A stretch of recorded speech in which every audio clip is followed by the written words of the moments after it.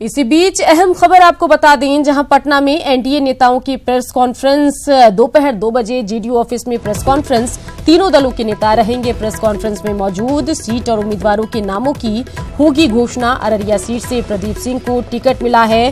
सूत्रों के हवाले से बड़ी खबर आपको बता रहे हैं।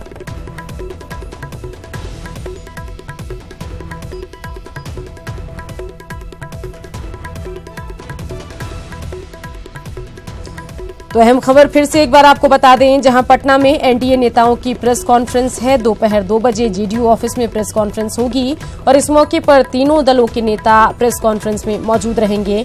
बता दें कि जेडीयू, बीजेपी और एलजेपी के नेता इस प्रेस कॉन्फ्रेंस में मौजूद रहेंगे। सीट और उम्मीदवारों के नामों की घोषणा होगी, ऐसी संभावना है।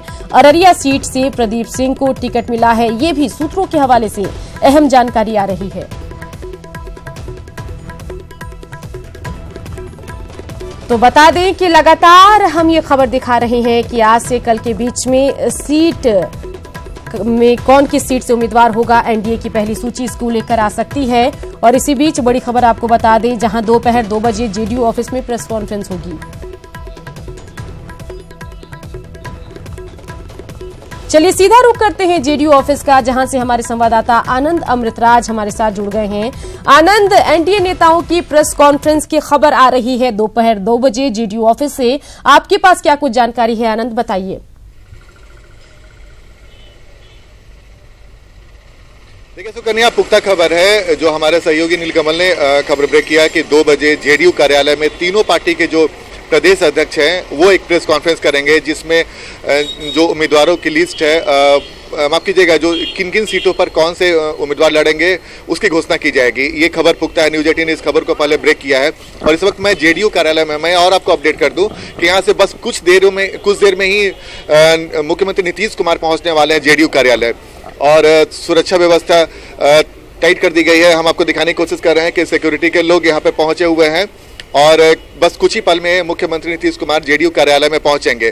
तो ये एक ताजा जानकारी है, क्योंकि 2 बजे प्रेस कॉन्फ्रेंस है, उसके पहले मुख्यमंत्री का यहाँ पर आना कोई महत्वपूर्ण संकेत करता है। जाहिर सी बात है कि सीटों की घोषणा हो उसके पहले मुख्यमंत्री भी पार्टी कुछ बड़े नेताओं के साथ भी बातचीत करना चाहते हैं। हम एक बार बाएं दिखाने की कोशिश करेंगे। कई सारे ऐसे कार्यकर्ता हैं, वो भी यहाँ पर पहुंचे हुए हैं।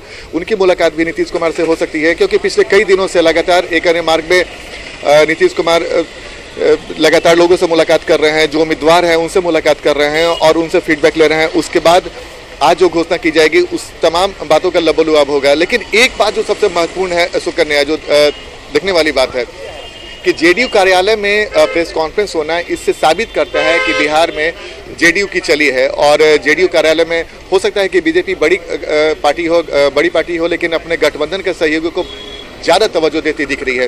और यही वजह है कि सीटों के बंटवारे में थोड़े दिन लगे थे, लेकिन 17-17-6 का जो बंटवारा हुआ उसके बाद ये इस तस्वीर साफ हो गई कि बीजेपी ने अपने दोनों सहयोगियों को पर्याप्त तवज्जो दी। और यही वजह है कि आज जब इतना महत्वपूर्ण घोषणा होने वाली है, जेडीयू कार्यालय को चुना गया है, जहां पे 2 बजे का जो समय है वो मुकर्रर किया गया और तीनों प्रदेश अध्यक्ष यहाँ पर पहुंचेंगे और उसके बाद ये घोषणा की जाएगी।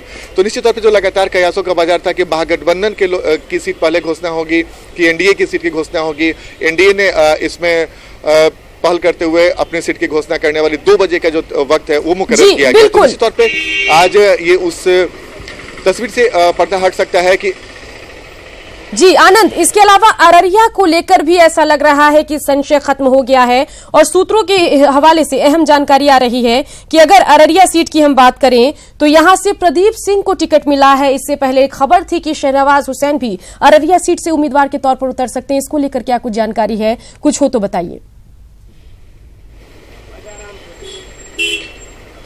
देखिए बिल्कुल ये खबर आ रही थी कि अररिया से बीजेपी के जो कदावर नेता है, अल्पसंख्यक नेता है शहनवाज हुसैन, उन्हें उतारा जा सकता है। लेकिन अभी जो खबर मिल रही है उसके हिसाब से प्रदीप सिंह, जो पिछले बार भी उन्होंने चुनाव लड़ा था, उपचुनाव, और बहुत कम मार्जिन से हारे थे, तो इस बार बीजेपी को लगता है कि जेडीयू और बीजेपी के मिलने के बाद जो समीकरण है उसमें काफ़ी बदलाव हुआ है। और चूंकि अति पिछड़ा वोट से आते हैं, अति पिछड़ा समुदाय से आते हैं प्रदीप सिंह, तो उन पर दाव बीजेपी ने खेला है। और जाहिर सी बात है कि गठबंधन के सहयोगी जेडीयू के बनने के बाद, एलजेपी के बनने के बाद एनडीए को लगता है कि प्रदीप सिंह उस सीट को आसानी से निकाल सकते हैं। इस वजह से उन्हें टिकट देने की जो बात सामने आ रही है, क्योंकि सरफराज अहमद जो सरफराज अहमद हैं वो अभी फिलहाल आरजेडी के टिकट पे अररिया से सांसद हैं और उन्हें बराबर टक्कर अगर कोई मिलता है तो प्रदीप सिंह भी अररिया से सांसद रह चुके हैं। तो जाहिर तौर पर उनकी दावेदारी मजबूत मानी जा रही थी और अति पिछड़ा काट पे दाव खेलकर उन्होंने एक तरीके से हिंदुत्व का वोट, ऊपर से अतिरिक्त पिछड़ा का वोट और जेडीयू का जो समीकरण, एलजेपी का जो समीकरण है, तीनों पार्टियों के समीकरण को मिला के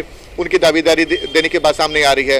लेकिन इसकी घोषणा आधिकारिक रूप से 2 बजे के आसपास की जा सकती है। लेकिन फिलहाल जो हमारे सूत्र हैं वो यही बता रहे हैं कि प्रदीप सिंह का टिकट अररिया से फाइनल हो गया।